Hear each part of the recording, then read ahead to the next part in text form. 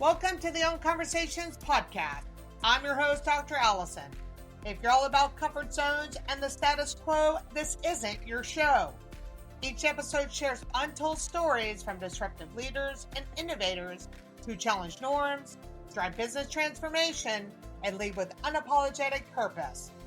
And don't miss the unword effect, the redefining words that shape their leadership evolution. What if giving wasn't all about money, but giving with intention?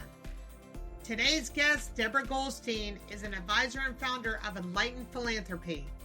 With over 25 years in the nonprofit world, she helps individuals and families create conscious-led giving strategies that build legacy, deepen connection, and inspire the next generation. Whether you're navigating family wealth, making your first major gift, or just wondering how to give in a way that truly matters, this episode is for you. Are you ready to write your giving story? Hello, and thanks for joining us on another episode of Own Conversations. I am your host, Dr. Alison, and today I'm excited to welcome Deborah Goldstein, the founder and principal of Enlightened Philanthropy. Deborah, thank you so much for joining us on the show today. Thank you for having me, Alison. I'm really excited to be here today. Deborah, I have just had so many great conversations with you, and I just loved learning before you started your company, Enlightened Philanthropy, and where you started. And I think you can really shed a lot of light for other people who are CEOs and founders and entrepreneurs who are really looking to sort of make a change and a more impactful change, which is what I think your journey is really all about. And I can't wait to dive more into that. But before we get started, you and I talked about that I like to bring my guests through sort of an exercise, which I have coined as the unword effect. And the unword effect is really where guests identify three words that have the prefix of on, that have really influenced them in key moments in their career or in their personal life. And it's sort of kind of, and you took this really seriously. And when I first brought it up to you, your mind was sort of like, oh my gosh, I never thought of these unwords as being really so impactful and can come with such strength. And because usually the parentheses around the unword can kind of have sort of a negative connotation in our mind and not usually come from a strong point, which is why I felt this bringing the guests through this journey. And I went through this journey myself. And I also bring my coaching clients through this journey because I think it really opens up a gate to really maybe who we are now, maybe where we were at one point, or it could expose some things of what was possibly holding us back to help us move forward. And I would love to hear from you what that journey and experience when I asked you to sort of go through your own unword effects. And then I would love for us then to talk about your three unwords individually, so our viewers and listeners can also get a greater insight to who you are. You bet. You're right, Alison. I love this exercise and this journey. I mean, this is my type of thing. And to just have the perspective shift. Like, what if I thought of my life through three unwords? And I think when we first talked, maybe one came to mind, but it's the sort of thing where I just need that seed to be planted. And then it's going to come to me, it's going to come as I'm walking around, as I'm in my life. And the first two words did come pretty easily as I started to reflect on my career and my path to where I am today. And then actually I'd say I crowdsourced, but I really just reached out to one good friend and said, what unwords would you use to, and she came back with a couple things and I tried them on and actually, you know, that my third one was one of those that I crowdsourced for my crowd of one. And I was like, yeah, I like that one. And then because we've had time, which I have really appreciated, to think about these stories that haven't been shared in other places, these words that I haven't necessarily associated myself with before. Um, I came across a word in a book I was reading, and an unword, and I Oh, thought, oh, yeah, that's it. That's my third one. And so the crowdsourced word got bumped off the list. Not that it doesn't work for me, but this other one just felt like such a great fit. And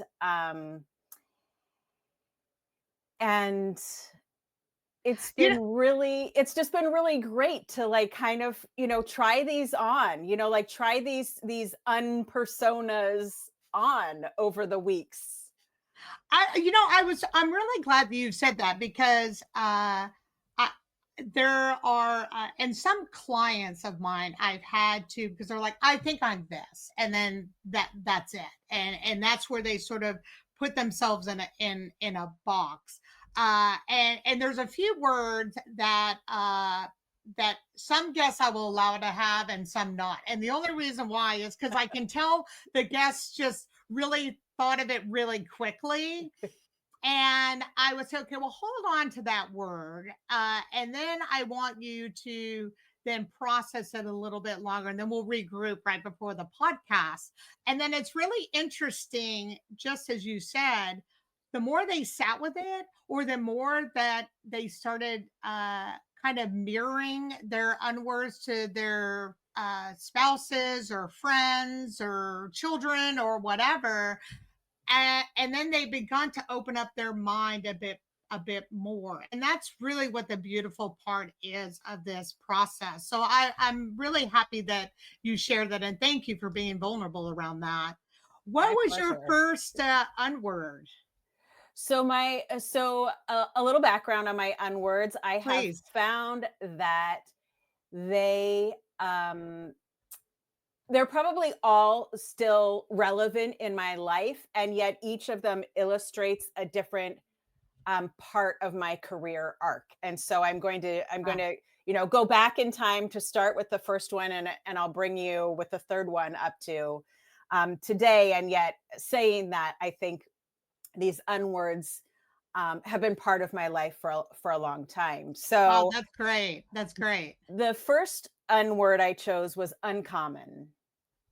And I chose this word because I've really taken an uncommon path to where I am. And yet it was the path that needed to happen and needed to unfold in the way that it did. And um, one thing to know about me is I thought I was going to be a marine biologist. Every indication was that I was headed, from probably the age of 12 or 13, to be a marine biologist. And when I started to understand what that entailed and what that looked like, I realized that was not necessarily what I wanted to do. Like I actually had a conversation with somebody about this recently who also had a dream of being a marine biologist. And what we both came to was that we really have this love for the environment and the animals, but the actual like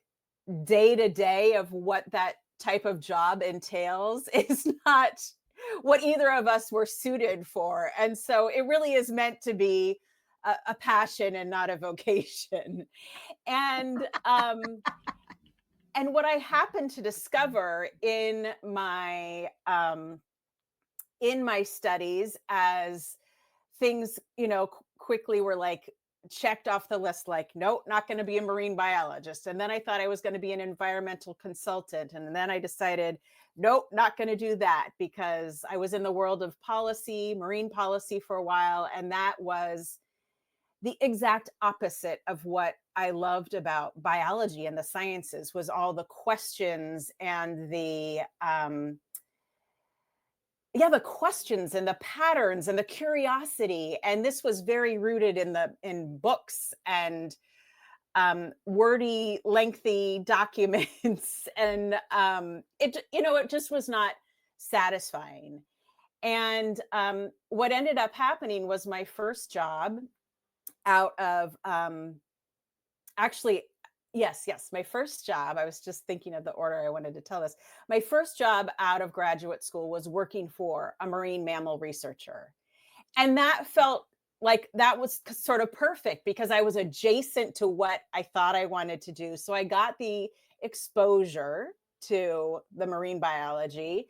And yet, what I ended up doing for him was fundraising. I learned to write grant proposals. I became a grant writer, and I found, wow, this is really a good fit for me. This is a marriage of my writing skills, my love for marine biology, making this research happen. Like that felt very rewarding. And um so from there I worked with him for a year, and then I ended up working at the Oregon Museum of Science and Industry, which for me was sort of a dream come true. I ended up going there I went there as a kid for camp with my parents all the time.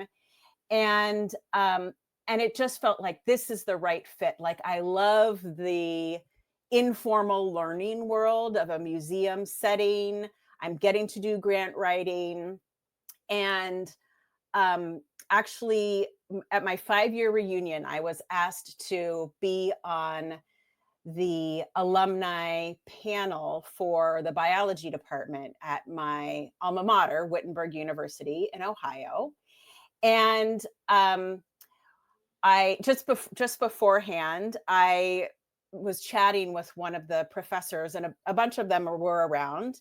Um, and they asked me what I was doing, and I said, I'm a fundraiser. I'm the grant writer at the Oregon Museum of Science and Industry.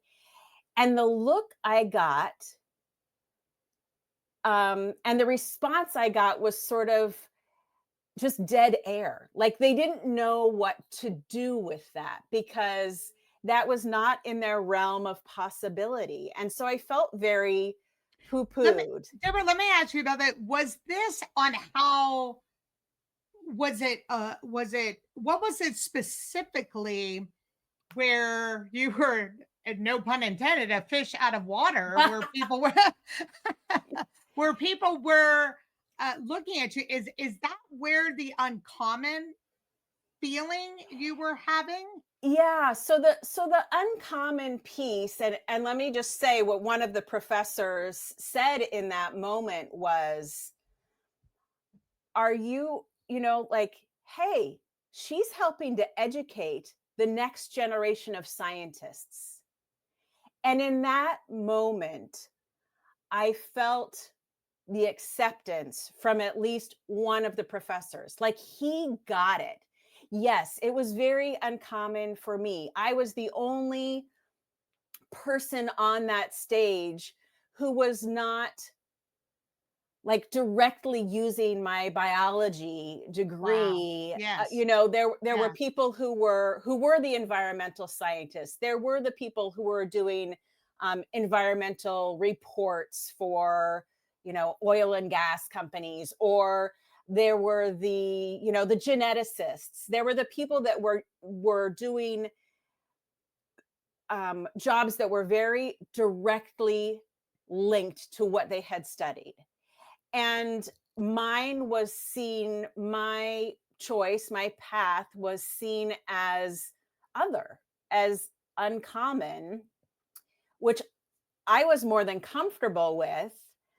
And was actually very proud that I had been invited to come back and talk at my alma mater for homecoming weekend about my experience.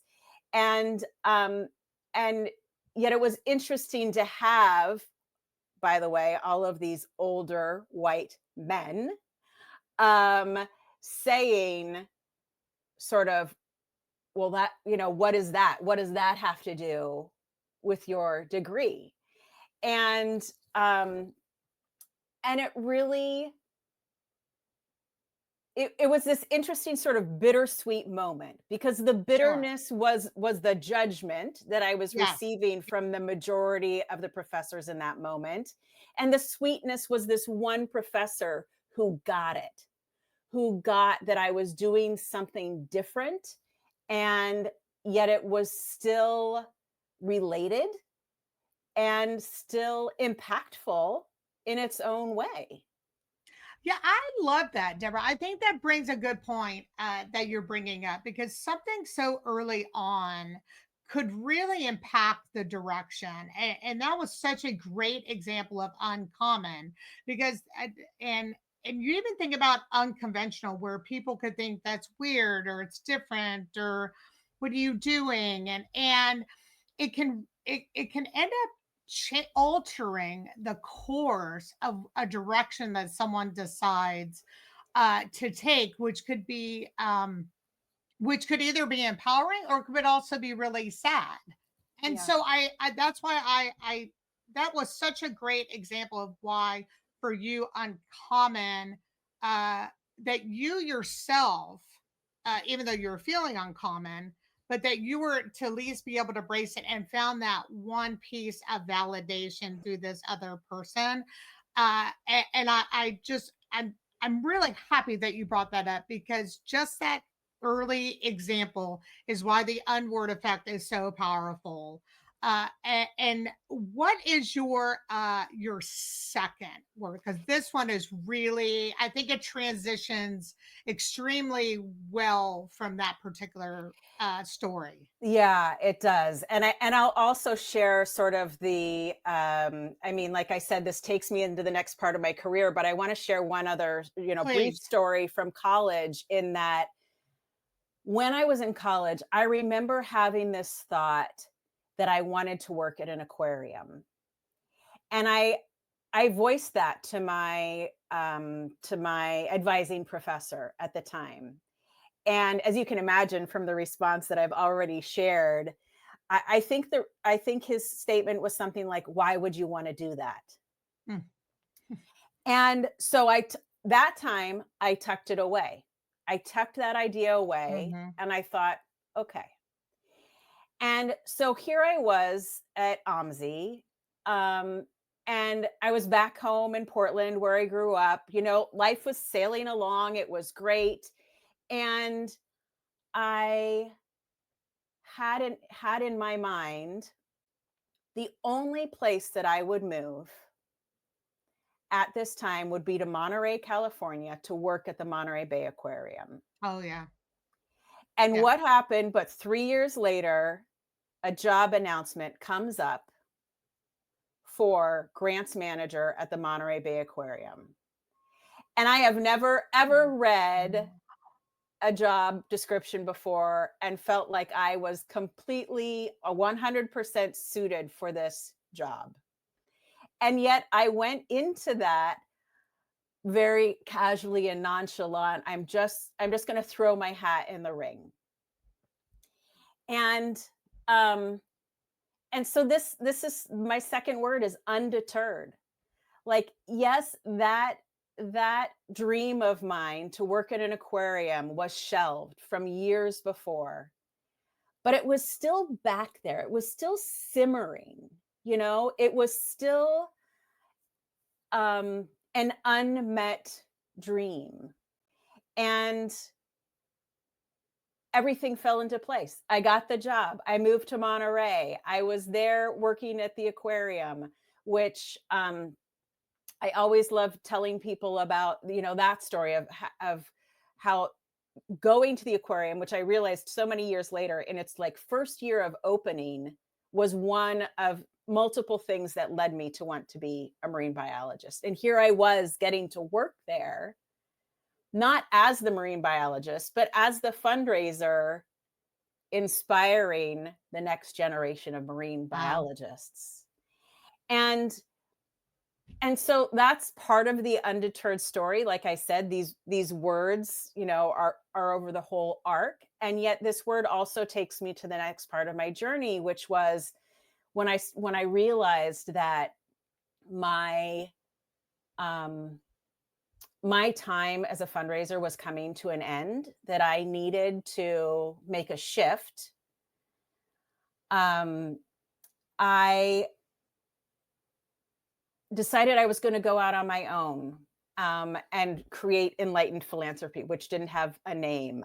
And I had had this experience with, Deborah, can I ask you this yeah, story? So, this question. So, here you have this undeterred, incredible moment that you think your path is going to, you found the dream job despite a lack of support. yeah, And that was and again, this is why these unwords are so powerful. That it just, in your mind, you probably already had this within you, but some people don't, and that's why this exercise, I feel, is so impactful. But here you're able to recognize how powerful that moment was, and you at least kind of explored what that was going to be like. What was sort of a kind of an internal moment? Because some people, when they're in a job, one, it can be, I've interviewed uh, numerous CEOs and entrepreneurs and founders where, there's a moment where either they're in this most pinnacle point of their life, they got the corner office they wanted, they got the salary they wanted, and but there were parts of their life where they felt was just being unfulfilled, or they just didn't like the culture of the company. There are many, 100 reasons of why someone wants to take that leap. What were some of those kind of internal conversations you were sort of having with yourself before taking your particular leap into starting your company at the time that didn't even have a name? yeah, yeah. It didn't have a name, and I didn't even know that what I wanted to do had a name, like that it was a profession. So, I mean, talk There's about a lot of undeterred. people, Yeah, yeah. There's a lot of people, including myself, that can be that can relate to this, and I've yeah, done this a few times, so I understand. yeah, yeah. Um, the what I started to learn was, there was a cyclicalness to the work I was doing, which was nice. It was kind of like, okay, it's this time of year, I'm applying to this foundation again. And I appreciated that. Um, and there's always that steep learning curve in the first year that you start a job. And then in the second year, you're like, okay, I'm getting the hang of this. And then I Mhm. think in the third year was when they created it has a new name now, but at the time it was called the Center for Marine Policy. And I was on the sort of strategic committee for that, um, because I would be the primary fundraiser for it, and because of my background in marine policy. So it all, like, everything kind of came together, and there kept being these, um, something that was new enough, like a new program that needed work and needed support and fundraising, and that was enough to keep moving me forward. But when those opportunities went away and it really just kind of became the same thing again and Mhm. again, the reward of the job fell away. And I was also really being pulled by the conversations I was having with the families and the family foundations I was working with. And I was seeing the difference between, the families that in my mind gave, willy-nilly, which I say that very lightly, like, not Mhm. judgmental, but that's just what it appeared like to me, versus the families that marine conservation was their thing. They were all in on this. The aquarium was just part of this greater portfolio they gave to. They knew the issues for the ocean and marine conservation. They even went diving, for their vacations. And I thought, oh, there's something here. Like, how would I get people from point A to point B? And I think for me, like one of the things I found myself up against was this idea of, my parents sort of instilled in me that I could do anything. And that, like when you're at the grocery store and you have all these, choices in front of you, it's overwhelming, right? Yeah, So the same thing when you feel like, well, I could do anything. What am I going to do next? Like that became very overwhelming. And so sure. I actually went through a process with a gentleman who's now a dear friend, and he's been a mentor to me. And it was in that process that I showed up on day 2 and I said, I'm going to start my own company. That was never anywhere in my awareness of something that I could do. Wow. I felt like I operated very well within an institution, within an organization. I had something to contribute, and it was never in my mind that I could go out on my own and contribute something as a solo entrepreneur. So let me ask you this. I think that is I think there's a lot of people that could absolutely relate to that. There's some where they're like, never even really thought about it, or two, there's a fear possibly around that because you have this stability of the knowing over here in a more traditional type work environment to now I'm solely responsible for myself and clients if I get them. And Yeah. there's this whole other aspect. Is this where your third word would transfer to?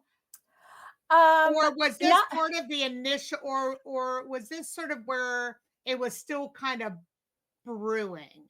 It was still sort of brewing and Okay. still feeling undeterred, or and actually another unword is coming to mind as we're Yeah, talking, which right. is unprepared.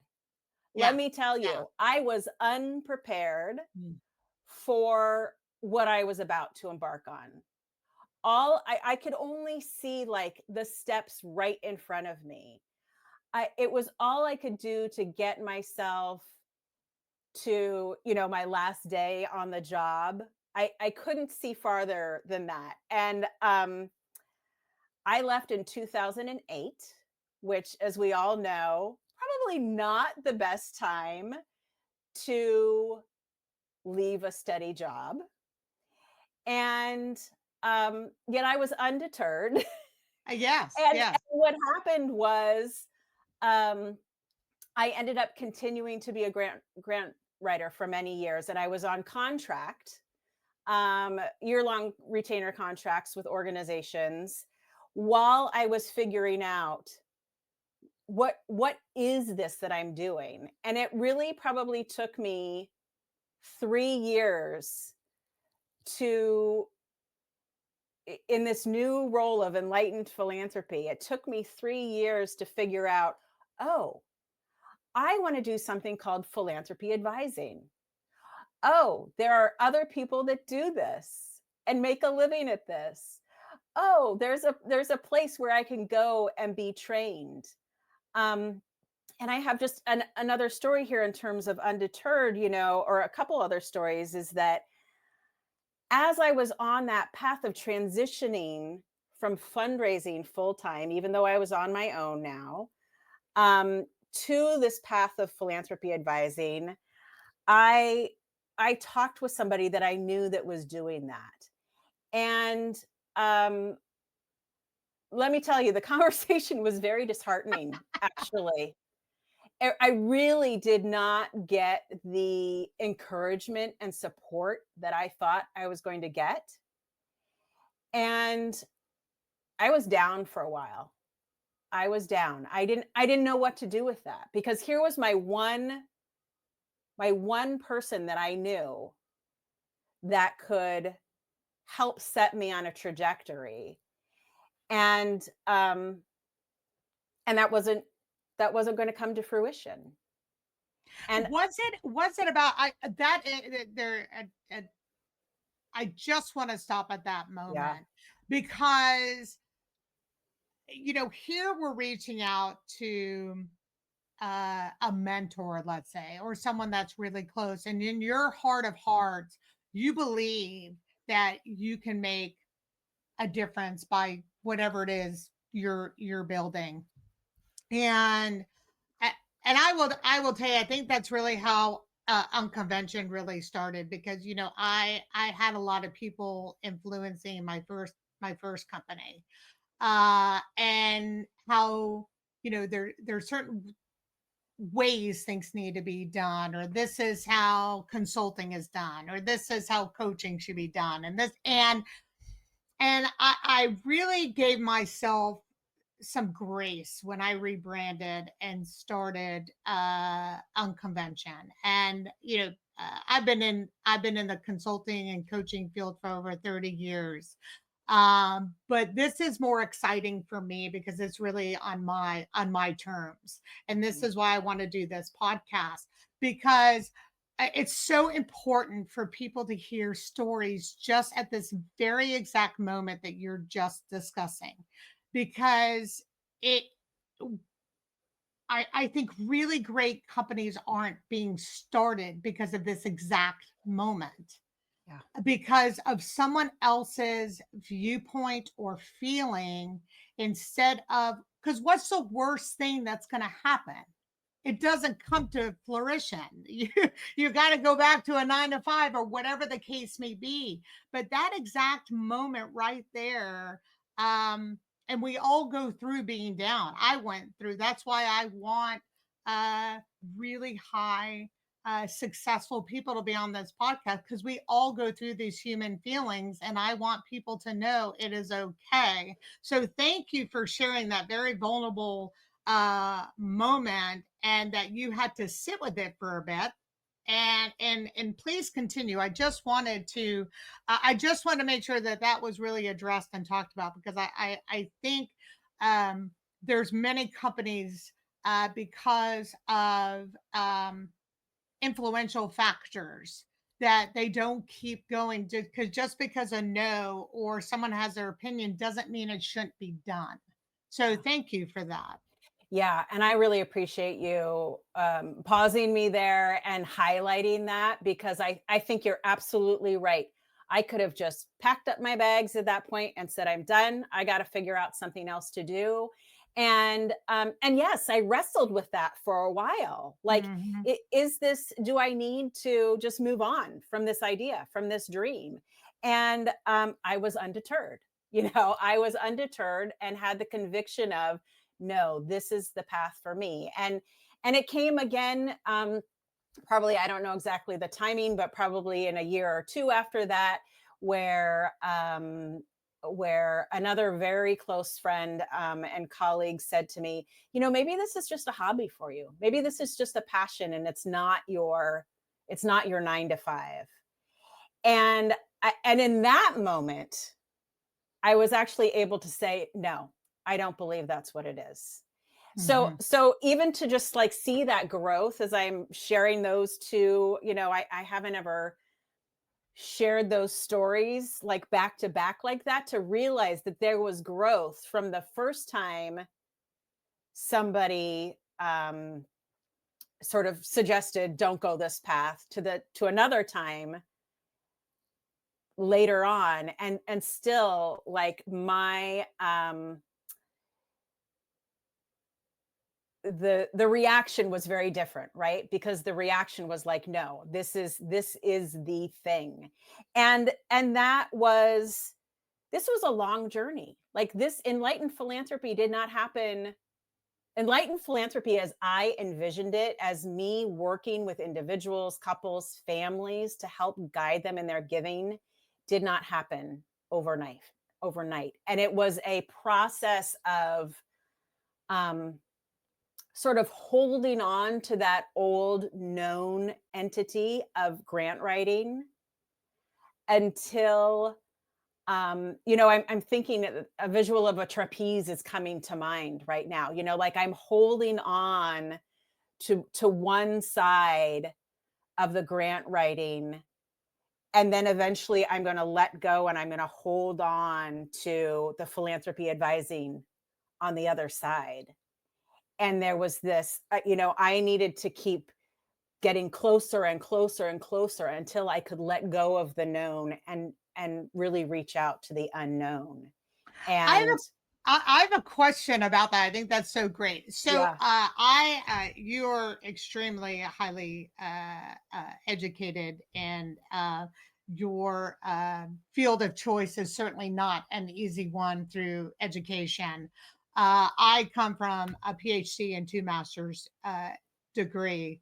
You brought up something that was fascinating to me, and I've given myself grace around this topic, which is called being unprepared. And and usually with highly educated individuals, laser focused entrepreneurs, founders, there's just this laser focus that you have. And I thought it was interesting when you mentioned unprepared, because I have been being unprepared in more ways and have become more comfortable mm, around that. If that makes sense to you. yeah, And I was just letting you know before we started that I sort of made some changes to the podcast, and there's some changes coming along that are going to be really fun along my business that are going to be coming soon. Um, and I will tell you that if I really thought about what unconvention and my unconversations podcast needed to be from a structural preparing standpoint, I think I probably would paralyze myself more than having more fun with it and seeing more of the creativity and enjoyment and passion coming out of it. Have you noticed as you some of that unpreparedness? Because when you mentioned it, I was like, I wanted to circle back around because I think it's a very interesting um, topic to talk about, because I think with people that are wanting to take that leap into starting their own business or maybe even expanding their business, uh do you really have to be overly prepared, or are we stifling ourselves a little bit? I'd love to get your thoughts around that. yeah, yeah. Um, you know, I mean, it's so funny because I was coming from the world of grant writing where I was always, crossing the T's, dotting the Of I's, course. triple checking before that was sent off. I mean, talk about Yes. over preparedness, Of right? course. And so this was very uncommon for me Yes. to not be prepared, but there was so much that I didn't know. Hmm. I didn't know what I didn't know. And I'm realizing that now as I am also starting to create something new in my business. And I talked with somebody recently who's an expert in what I'm wanting to do. And I realized in this 1 hour conversation, she illuminated for me so many things that I had no clue about. And I thought that this is a very this feels very different and supportive than where I was all those years ago, Wow. and unprepared. And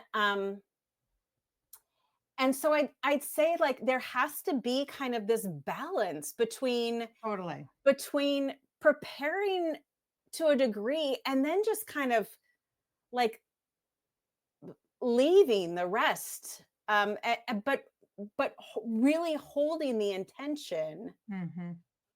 for where you want to be, for what success looks like, so that the how along the way can have room for the serendipitous moments, for the unexpected ask that you get from somebody that you thought, oh, I never considered that, but yes, I'm going to take you up on that opportunity. I think there has to be this interplay, um, of both of those elements, because if we're just constantly, um, focused on being prepared, well, then we'll never be prepared, right? Like there's Right. there's a point where Yes. you get into paralysis Yes. because Yes. Yes. you could you could keep saying, I'm not prepared, I'm not prepared, and that is something that I fall into. And so one of the things that I've been trying to do is go back to that person I was at the time that I leaped into creating Enlightened Philanthropy, and leap knowing not all the pieces are in place, but they will come into place, and it might turn out to be much better than I ever expected it to be. Yeah, I totally agree. And that was a lesson I learned myself about that. And I didn't know who, you know, I didn't even know who's going to come on this podcast. First of all, when I even, I knew my business and my reputation around consulting and the coaching world's been around for a long time. But me stepping into a world of podcasts, right? Because there's not that many of them out there. So, you know, and people tell me I should do it. And I was like, okay, well, if I'm going to do it, I really want to make it really unique and interesting and meaningful. But you know, I was really thinking about what it was going to be, and I was like, who's going to come on this podcast?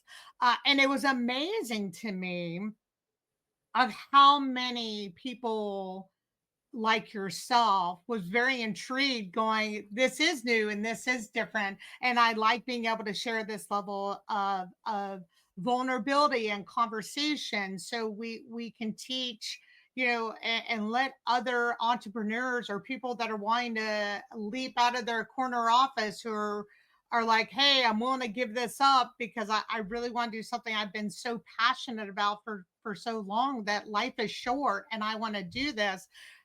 That's what this platform is all about. And I just love how you really additionally added on to the unpreparedness, because I think that's important. uh when we're thinking about our businesses and what we wanted to be like, to leave room for the unexpected to present Mhm. itself. So I think that was really beautifully said. So I want to make sure that we get to your third one, Yes, because yes. you changed it on me before we started, and I thought it was great, but I would like for you to share, if you don't mind. This is a fun part of having it be my show.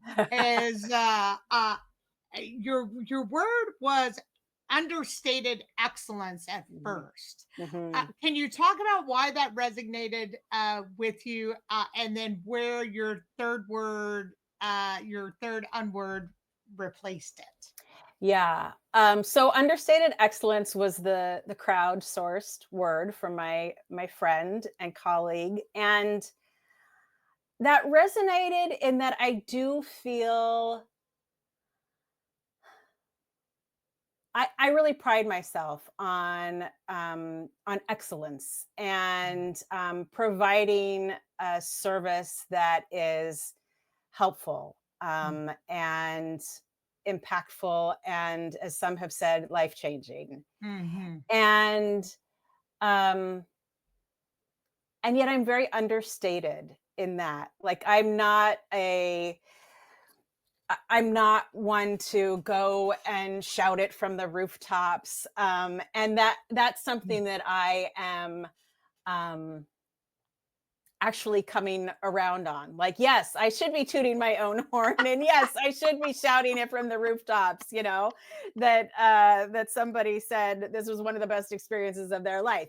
So Well, you did test that theory out with me, because when you and I first met, just to kind of have a get to know you conversation, you stood up and said, I'd like to possibly be on your podcast. And I, so yes, you were doing it, and here yeah, we are today. yeah, So that yeah. that was amazing. That I was mean, amazing. that's the thing, is that I have probably let so many opportunities slip by because of that understatedness, Mm. and that, uh, my own self-limiting beliefs and holding myself back. And I'm really at a point where it's like, well, this might not happen if I don't ask. And so, I appreciate you recognizing that. Yes, it's like, hi, I'm going to volunteer myself, Allison, for your Well, podcast.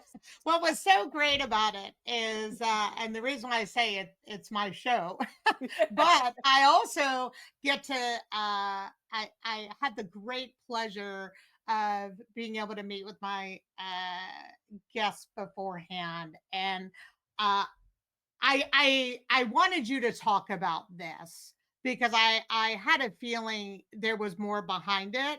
So I wanted to give you the platform to share it, because I think now you sharing that, I think your unwavering is gonna really fit really well with our next step. So thank you for allowing me to bring you back, because that moment during our conversation when we first met, and you were like, "Hey, I know some people that I think would be great for your podcast," and then you were like, "And one of them I think will be me." And so I said, "Great." And so that's why I think that was really important to share on this podcast, because we need to ask for what we want, and not saying that maybe this would have happened, but it at least started the conversation to see if it possibly could happen.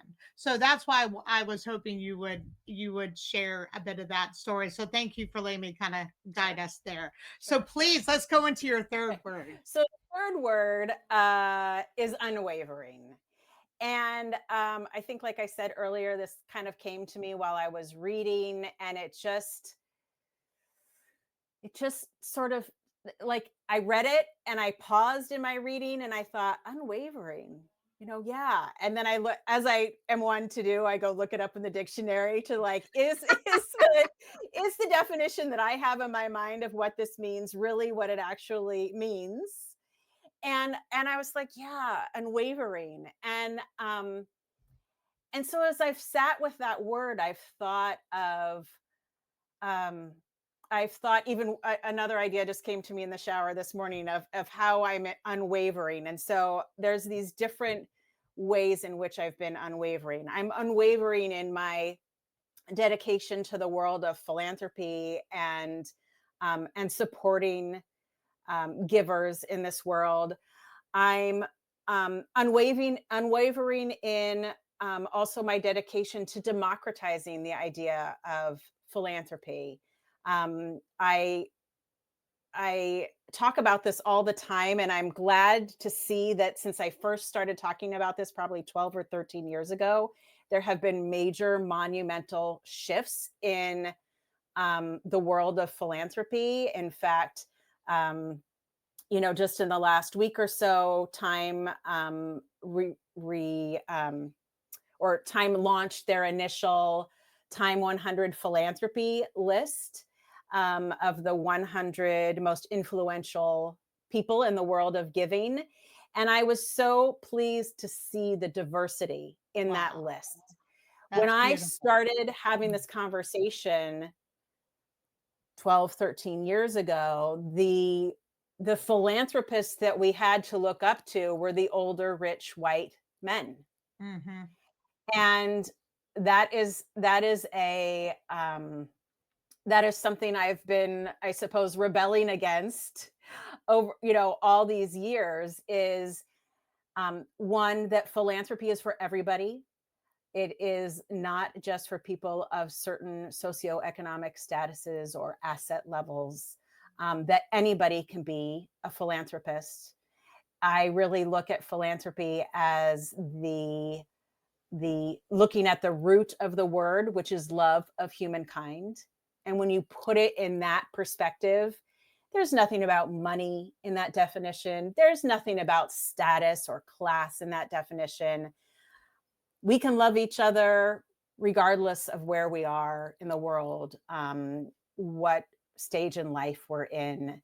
And that is the more holistic view of philanthropy that I would rather hold and talk with the world about and talk with my clients about. And so that opens the door also to conversations about more than money. How are people giving their time, their talent?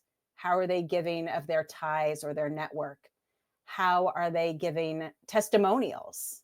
I mean, here's the easiest way to give is to talk about the nonprofits that we personally or people that we know have benefited from in some way, whether it be your university that you went to and you love and you want to sing their praises, or whether it be the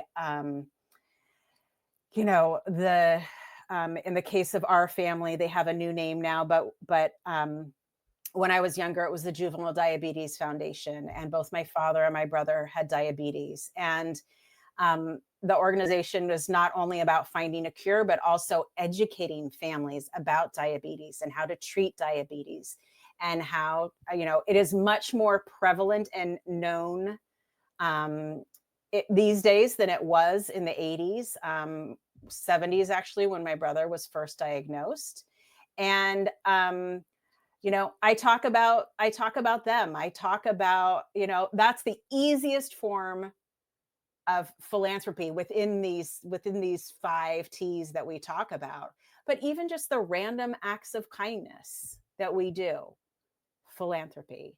And so I've been very unwavering in my outspokenness, not understatedness, in Yes, talking yes. about that. And then the idea that came to me this morning in the shower was, I have been unwavering in my personal commitment to my own development, my personal development, my professional development. That is something that has carried me through at whatever point in my life it is. Um, I couldn't be sitting here with you today, Alison, being vulnerable in the way that I am and sharing these stories about my journey, if I hadn't done the work along the way, if I didn't fully understand who I am. And I that's kind of funny that I say fully, because I'm still I'm still uncovering who I am. And that takes an unwavering commitment and desire to keep exploring. Yeah, I think it does. I think you're absolutely 100 percent about that. And I mean, I'm just even learning from you, just sitting here right now. I wanted to share an interesting story. My wife and I were down in Austin, and we were at they have one of the best farmers markets. I Mm, just absolutely love it, and I get like so excited. And there was a group of kids from Planned Parenthood. And I was like, hey, I just want to thank you guys so much for being out here. And this is such an important cause. And I said, hey, and they're like, oh, do you contribute? And I said, yes, I do. I said, because when I was in college and even through graduate school, I couldn't afford health insurance. mm, And so I was very appreciative, and I know people listening have their own perceptions of what they think Planned Parenthood is about, but actually, it is a well needed organization in regards mm. to women's health. Yes. And I did not have the means, and I was very fortunate to be able to go and be under reputable doctors to take care of my women health needs. And there was a gentleman that said to me, we were walking, he goes, you just could have just totally said them no, thank you. And I was like, no, I was being serious. I was like, no, I'm being absolutely serious. I was like, this is an organization that I will make sure that when I pass away, that they will there's other organizations, but I will make sure that they're one at the top of my list as I'm living and when I pass away. So when you're talking about something that's really meaningful to you, and that's one way that you can give. I think that was really important to bring up. So I appreciate you sharing that. I want to give you a moment too. I know we've definitely discussed a lot. And with your unwavering, when you sort of, what was it like when you sort of transitioned out of sort of doing contract work and really full time with Enlightened Philanthropy? Because I think that's an important kind of transition to kind of talk about, and where you're now, and where the company is today. Yeah. I mean, I feel like each day I'm making that dream come true. I'm fulfilling the yeah, I'm fulfilling something within me, and I've created something that has the right balance of structure and flow and allowing for creativity and developing something new. And I don't know that I could have gotten that within another institution. And so that feels so rewarding to me, to have created something that works with who I am as an individual, that clearly aligns with my values and the type of person that I want to be in the world. And it's just so rewarding. And I'll talk, if I may, about sort of the Please. ways that I work. Yeah. So I really work in three different ways. One is a very like I say, sort of structured process with the end goal of taking either individuals or couples who go through this process with me from a place of feeling either overwhelmed, stuck. Um, they don't know. Maybe they're giving on their own. Like with couples, they're each giving individually, but now they want to come together and give together as a couple. And how do they do that? How do they merge their interests and their values? And so I take them from this place of really like um confusion and overwhelm to a place of real clarity around how they're giving and confidence in how they're giving. So from again, I'm thinking of this with my own journey, a place from unknown to known. Mm. And they may not know at the end exactly the organizations they're going to give to, but they at least know, as one of my clients said, he knew by the end the sandbox that he was going to be playing in. And to him, that was really important to have those parameters of here's what I'm looking for. Because hey, there's a world of in the US at least, something like 1.5 million nonprofits. And yeah, if you don't know the sandbox you're playing in, that Sure. feels overwhelming Of course, fast, of right? course, yes. So that's one part of what I do. I also work with families in a much more customized process, really co-creating it with the family and helping them um, get to where their vision is. And so, just an example of one family I worked with for a couple years, we took them from the point of telling their adult kids, all early 20s to early 30s, hey, mom and dad have a DAF. We have a donor advised fund. we want you to give with us. They had already been brought up in a family culture of giving. They'd volunteered with their parents over the years. And now, dad in particular really wanted them to have the experience of giving collaboratively and making these financial decisions together, Hmm, making fantastic. making these decisions together. And so taking them from the starting point of them thinking, this is really going to be hard. We've tried this before. Dad doesn't know how to take off his CEO hat. Um, I'm not even sure we have any points of commonality. So taking them from that feeling, and even within the first feedback meeting that we had after I did individual interviews with everybody, them recognizing, oh, we do have some places where we're on the same page. And these are the places that we can lean into together.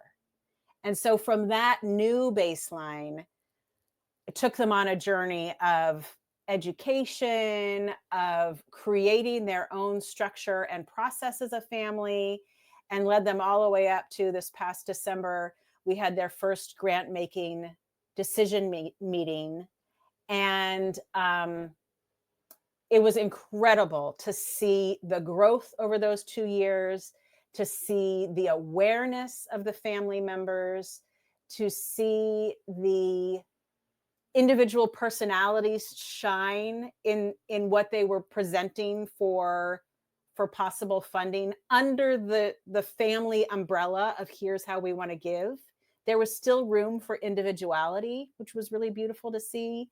And for the father who really was the holder of this dream all this time, I went around in the final moments and said, what are your takeaways? And dad said, I get to see my dream come true.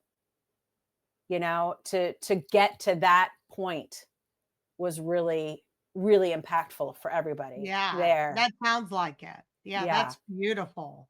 Yeah. That's beautiful. And then the third way I work with people is I have a program which I know you and I have talked about called Philanthropy Camp for Women. And that is a very small, intimate container where women come together once a week for 6 weeks. And we talk about all topics philanthropy. They also, much like these other types of clients, they also move from a place of overwhelm, confusion, feeling like giving is a burden, to a place of joy and meaning and intention with their giving. And that's one of my favorite things that I get to do. And I love being in that very open and vulnerable container with these women and guiding them along the way. So those are the three ways I work with people. And I will just say, stay tuned. Something is in the works for later this year. Thank We you. are getting close to our time. If you feel there is something that we have missed that you would like to share with the audience, I want to give you this opportunity to do that before we wrap up. I feel like this has been a really nice walk down memory lane, and I've really appreciated this opportunity you've given me, not just in our time here that everybody is witness to, but in the time from our very first conversation to now, of just being able to explore this idea and really reflect. I don't think that's something we do enough in our work. I know it's something that I sometimes skim over, and so it's been really nice to take this time to reflect and think about where I've come from and how I got to where I am, and with the lens, like I said, of these unwords. And so I want to thank you for the opportunity to do something I don't often do. Thank you again, Deborah. Thank you. Thanks for streaming the Unconversations podcast. Felt the unword effect? Subscribe, share, and step into the movement that's flipping the script. Catch the next episode where we unmute the truth and uncover the unexpected.